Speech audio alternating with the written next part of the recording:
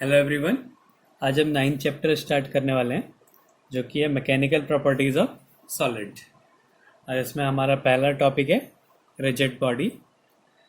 तो rigid body क्या होती है? एक ऐसी बॉडी जिस पे अगर हम फोर्स लगाएं तो वो अपनी शेप और साइज में कोई भी चेंज नहीं करता है, वो डिफॉर्म नहीं होती है। ऐसी बॉडी को हम बोलते हैं रिजिड बॉडी। जैसे ये कोई बॉडी है, इस पे मैं फोर्स लगा रहा हूँ और फोर्स लगाने के बाद अगर ये अपने शेप साइज को चेंज नहीं कर रहा है, इसको दबा रहा हूँ तो ये कोई चेंज नहीं हो रहा है इस पे, तो ये कैसी बॉडी होगी? रिजिड बॉडी होगी। तो एक लिमिट तक क्या है, वो अपने ऊपर लगने वाले फोर्स से अपने शेप साइज में कोई चेंज नहीं करता है, और वो बॉडी कैसी कहलाती है? रिजिड बॉडी कहलाती है। Rigid body is one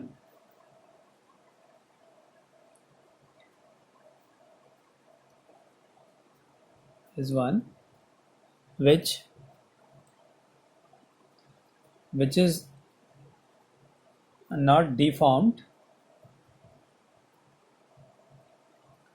under the action of various forces. Under the action of various forces. अलग अलग फोर्स लगाने के बाद उसमें कोई भी उसके शेप साइज में कोई भी चेंज नहीं होता है, वो डिफॉर्म नहीं होती है। A perfectly rigid body does not lose its shape और size.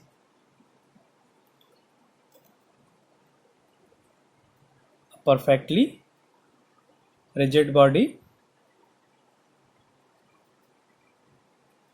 does not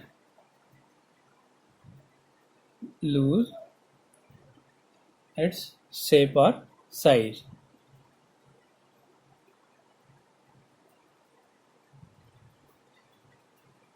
under the influence of deforming force. Under the influence of deforming force.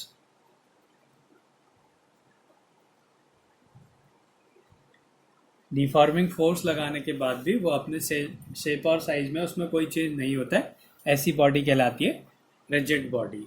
अब डिफॉर्मिंग फोर्स क्या होता है? डिफॉर्मिंग फोर्स जैसे कि नाम से ही पता चल रहा है कि उसकी शेप साइज को चेंज कर देना, यही क्या है? Deforming force. उसको चेंज कर रहा है वो। तो जैसे ये एक स्प्रिंग है, ये स्प्रिंग है, इस पे मैंने एक फोर्स लगाया, ये इसने क्या करा? इसको डिफॉर्म कर दिया। तो ये फोर्स क्या है? डिफॉर्मिंग फोर्स है। जैसे ही मैं इस फोर्स को छोड़ रहा हूं तो ये क्या आ जा रहा है? वापस अपनी पोजीशन पे आ जा रहा है। तो वापस अपनी पोजीशन पे आ रहा है तो उस पर भी एक फोर्स लग रहा है, उसको हम बोलेंगे रीस्टोरिंग फोर्स। तो जिसने इसकी शेप को चेंज करा, ये हो गया डिफॉर्मिंग फोर्स। और डिफॉर्मिंग फोर्स को हटाने के बाद वो जिस फोर्स के कारण ये वापस अपनी शेप में आ रही है, वो होगा रिस्टोरिंग फोर्स। तो अब देखते हैं पहले कि डिफॉर्मिंग फोर्स क्या है। The force which can deform और change the shape size orientation of an object. The force which can deform or change the shape, size, orientation of an object. तो ऐसा फोर्स जो उसकी शेप साइज को change कर दे, वो कैसे force कहलाता है? डिफॉर्मिंग फोर्स कहलाता है। ऐसे ही अब डिफॉर्मिंग फोर्स को हटाने के बाद जब बॉडी अपनी वापस अपनी पोजीशन पे आ जाती है, उसको बोलेंगे रीस्टोरिंग फोर्स। तो अगला है रीस्टोरिंग फोर्स। Restoring force. तो ये वर्ड्स जो हैं आगे काफी यूज होंगे, तो हमें पता होना चाहिए कि रिजिड बॉडी अगर हम बोल रहे हैं तो उसका मतलब क्या है, डिफॉर्मिंग फोर्स का मतलब क्या है, रीस्टोरिंग फोर्स का मतलब क्या है, इलास्टिसिटी का मतलब क्या है। तो इसलिए ये टॉपिक्स समझने ज़्यादा जरूरी हो जाते हैं। तो रीस्टोरिंग फोर्स क्या? It is the force which tends to restore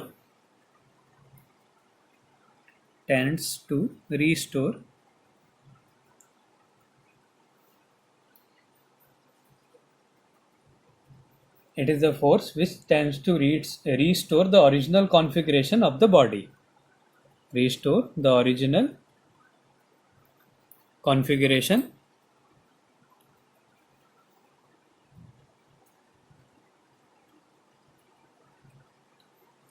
of the body. तो क्या है, जो क्या करता है उसको अपने ओरिजिनल कॉन्फ़िगरेशन में लेके आता है, उसको बोलेंगे रीस्टोरिंग फोर्स. वो दोबारा से रीस्टोर कर दे रहा है, उसे वैसा ही बना दे रहा है जैसे वो पहले था. तो उस फोर्स को क्या कहेंगे, रीस्टोरिंग फोर्स. डिफॉर्मिंग फोर्स उसका शेप चेंज करेगा और रीस्टोरिंग फोर्स क्या करेगा, उसको वापस से अपने शेप में लेके आएगा. इट इज द जो रीस्टोरिंग फोर्स है, यही रिस्पॉन्सिबल है इलास्टिक बिहेवियर के लिए. किसी सब्सटेंस के इलास्टिक बिहेवियर के लिए रीस्टोरिंग फोर्स रिस्पॉन्सिबल होता है. It is responsible for the elastic behavior of substance.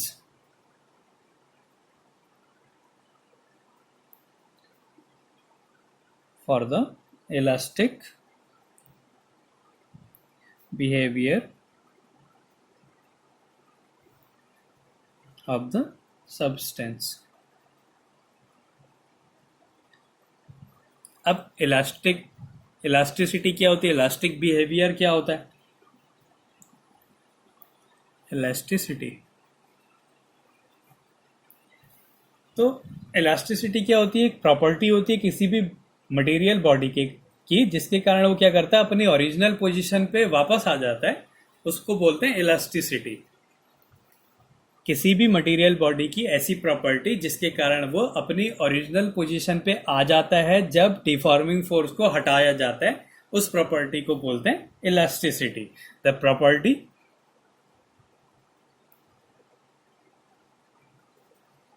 of a material of a body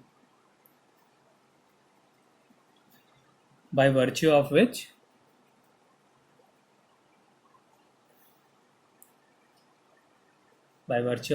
the body regains its real position, volume,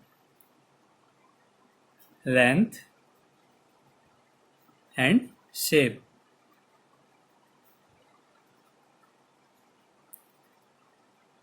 After the removal of deforming force. Removal of deforming force. तो जब हम deforming force को हटा देते हैं और body वापस अपनी पोजीशन पे आ जाए तो उसकी प्रॉपर्टी को बोलेंगे इलास्टिसिटी. और जो इस प्रॉपर्टी को पजेस करते हैं, जिसमें ये प्रॉपर्टी होती है, उसको हम बोलते हैं elastic bodies. Those bodies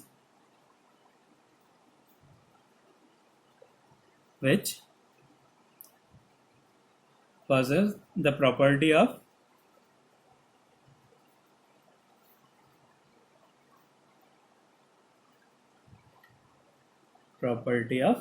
elasticity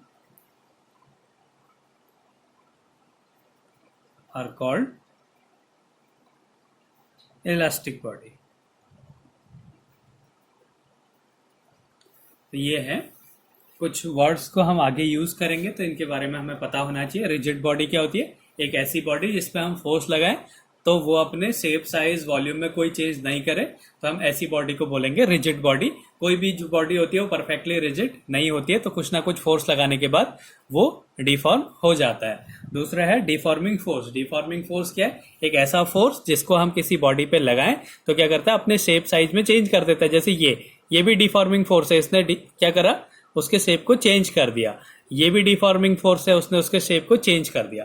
तो उसके शेप को चेंज कर देता है, वो क्या कहलाता है, डिफॉर्मिंग फोर्स कहलाता है. और रिस्टोरिंग फोर्स क्या होता है, अगर हम डिफॉर्मिंग फोर्स को हटा दें तो बॉडी वापस अपनी पोजीशन पे आ जाती है, तो उस टाइम जो उस पर फोर्स लगेगा वो होता है रिस्टोरिंग फोर्स. और इलास्टिसिटी क्या होती है, एक किसी बॉडी की ऐसी प्रॉपर्टी जिसमें अगर हम डिफॉर्मिंग फोर्स को हटा दें तो बॉडी क्या है वापस अपनी पोजीशन पे आ जाए, तो उसको उस प्रॉपर्टी को बोलते हैं इलास्टिक प्रॉपर्टी। और जो इस प्रॉपर्टी को फॉलो करती हैं ऐसी बॉडीज को हम बोलते हैं इलास्टिक बॉडीज।